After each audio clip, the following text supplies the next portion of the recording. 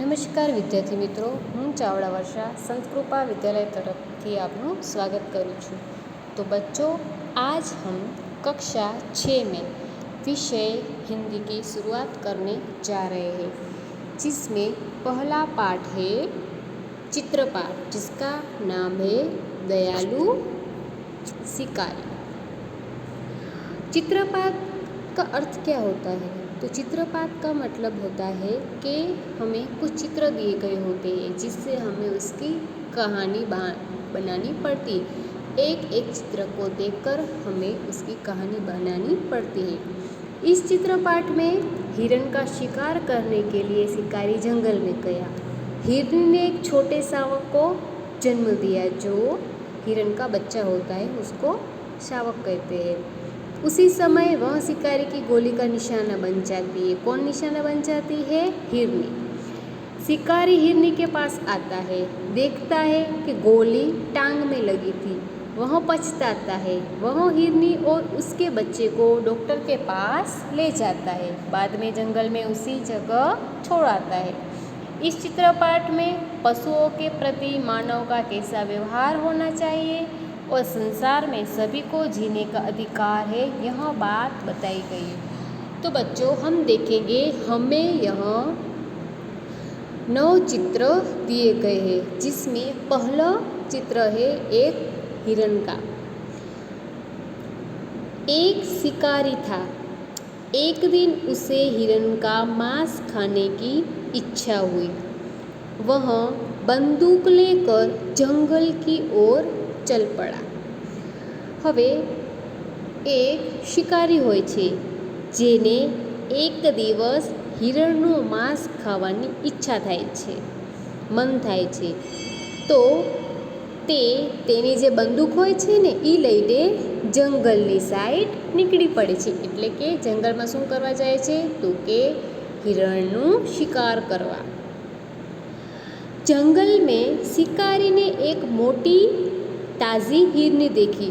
हवे बीजा चित्र में आपने देखाय छे के बीजू चित्र छे त्यां एक हिरनी देखाय छे अने एक झाड़ छे एनी पाछळ शिकारी छे ते हिरनी ने जोए छे। तो बीजा चित्रनी वात करीए तो जंगल में शिकारी ने एक मोटी ताजी हिरनी देखी। वह दूर से दौड़ती हुई उसकी तरफ ही आ रही थी। शिकारी एक पेड़ के पीछे छिप गया और हिरनी की ओर निशाना साधा। हवे जंगल में शिकारी જ્યારે ગયો ત્યારે તેને એક મોટી हिरनी देखाय छे।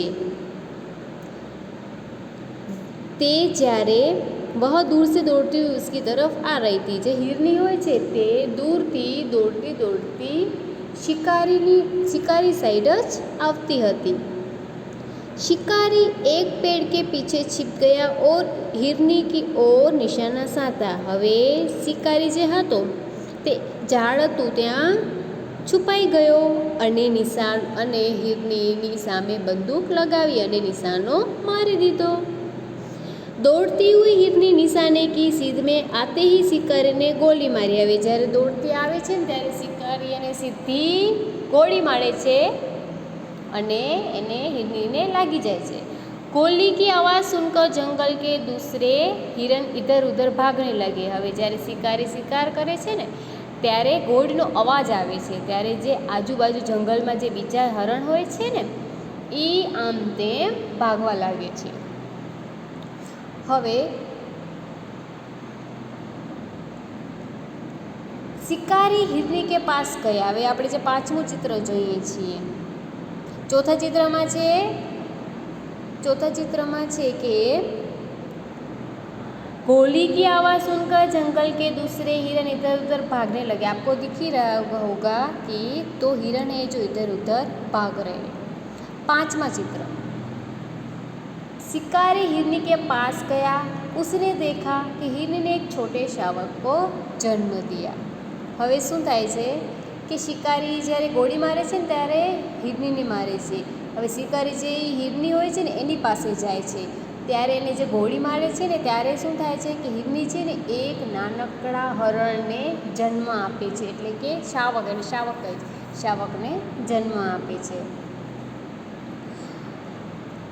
શિકારી કી ગોલી હિરની કી ટાંગ મેં લગી થी। હવે શિકારીની જે ગોળી હોય છે ને એ જે હિરની હોય છે ને એના પગમાં લાગે છે। हिरनी की आँखों से आंसू बह रहे थे। हिरनी જે હોય છે હિરણી એને છે ને આંખો એની રડી રહી હોય છે કારણ કે એને પગમાં ગોળી વાગી હોય છે। હવે છઠ્ઠા ચિત્રમાં છે કે જ્યારે શિકારી હિરની પાસે જાય છે અને હિરની રડી રહી હોય છે, એની આંખમાં આંસુ હોય છે।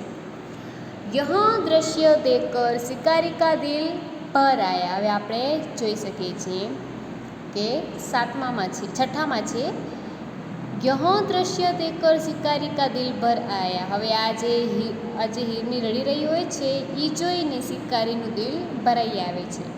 ઉસે બહુ પછતાવા હુઆ, એને ખૂબ જ પોતાને એને ગોળી મારી હિરણીને એનો પછતાવો થાય છે। જંગલ સે કુછ દૂરી પર ही પશુઓ કે इलाज के लिए अस्पताल था। હવે જંગલની થોડીક જ દૂર પશુઓના ઈલાજ માટે એક હોસ્પિટલ હોય છે। શિકારી हिरनी और उसके बच्चे को वहाँ ले गया। જે શિકારી હોય છે તે હિરની અને એના બાળકને એના બચ્ચાને હોસ્પિટલ લઈ જાય છે।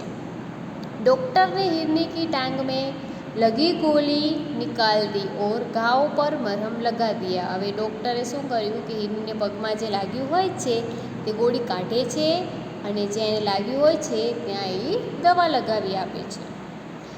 इलाज से हिरनी को आराम मिला। હવે જ્યારે ડૉક્ટર પાસે જાય છે દવા લગાવી દે છે તેનાથી હિરનીને આરામ મળે છે। શિકારી हिरनी को बच्चे के साथ जंगल में छोड़ाया। હવે શિકારી હિરની અને એના શાવકને પાછું જંગલમાં મૂકી આવે છે।